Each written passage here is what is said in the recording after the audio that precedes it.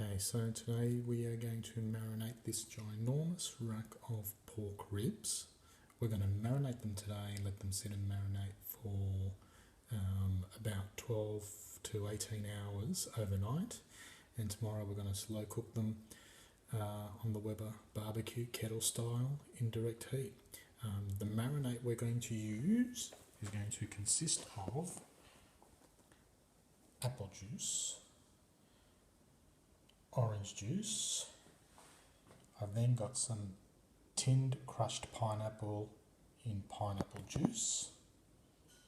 Bit blurry there, isn't it? Next to that I have chopped up one small brown onion. I'm going to squeeze into it a couple of fresh limes. I've chopped up just a little bit of jalapenos to give it a bit of bite. We're going to chuck in there some mashed up garlic, fresh mashed garlic, and some smoked paprika. We're going to marinate it in all that till tomorrow. Put it in a Ziploc bag, whack it in the fridge overnight, and tomorrow we'll barbecue it up. So here is our marinade now all mixed up. We've thrown in there a bit of smoked paprika, pinch of salt, some fresh ground black pepper, just a little bit of red chili flake, just to give it a bit of kick. It'll suit the sweetness of the apple and orange pineapple nicely. Now we're going to marinate our meat in it. Okay, and now I've put those pork ribs into the Ziploc bag with the marinade. Try to get as much air out of there as possible, just so that the marinade is really pushing down against all the meat. It's all in there. You can see the chunks of pineapple and onions and everything everywhere. Looks nice. Hopefully that'll tenderise the meat and also give it a nice red colour for when it's barbecuing with the paprika. I'm going to put that now in a foil tray just in case the Ziploc bag leaks or anything, and whack her in the fridge. Okay, so here are our ribs. They've been marinating now for about 7 hours in that little concoction of marinade that we made. Been sitting in a Ziploc bag in the fridge in an aluminium foil tray. So the Ziploc bag is really keeping everything in there nicely. And you can see lots of fluid there all around the ribs and the meat. You can see the bits of onion and bits of pineapple sort of in there and helping along. And I've just been every hour or so just grabbing it out, giving it a turn, giving it a massage, making sure that every bit of meat gets that marinade around it, because of course ribs are curved, so areas of it aren't going to get touched, so you've got to keep on spinning it around. Now, because of the acids in the meat, in the juices that we put there, apple juice, orange juice, lime, etc., and pineapple juice, the meat is going to sort of cook a little bit. It's going to go grey. That's normal. It will go a bit grey as if it's been sort of cooked.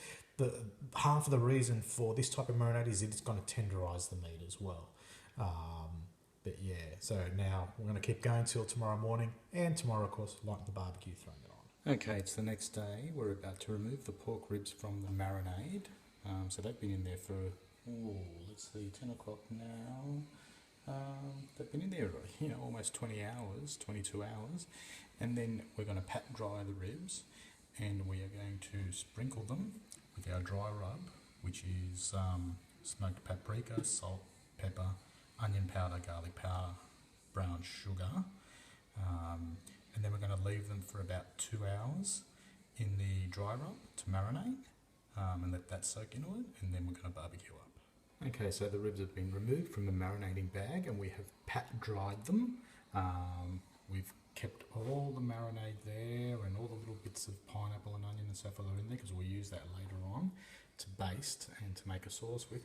And we've got the dry rub that is there ready to go onto them. Okay, and here we are with the dry rub applied. So after we've pat dried the ribs, we've just sprinkled over the dry rub. That should help give it that nice red colour that we're looking for when we barbecue it up. It's a light sprinkling, but because the meat is damp, it sticks to it quite nicely. And of course we've done all the edges, under the bottom, all over. Yeah, it's really just a light sprinkle and it sticks to it quite nicely. Okay, we're ready to barbecue. We've put the ribs on a pan, on a rack.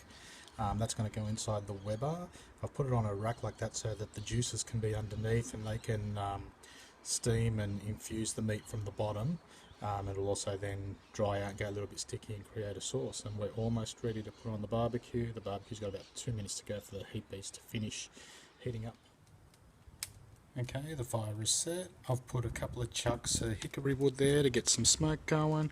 We're now going to close this lid up and let this smoke away and cook for, I'm going to go for about an hour, then I'll check it. I'm thinking 2.5 to 3 hours is what we're going to need here today. Okay, I think we're done. We're going to take her off now, wrap her in foil and let her sit for maybe 15-20 minutes before eating. Take that juice off, put it on top of the stove, thicken it up and turn it into a bit of a sticky, sweet, savoury sauce. The finished article, cut up.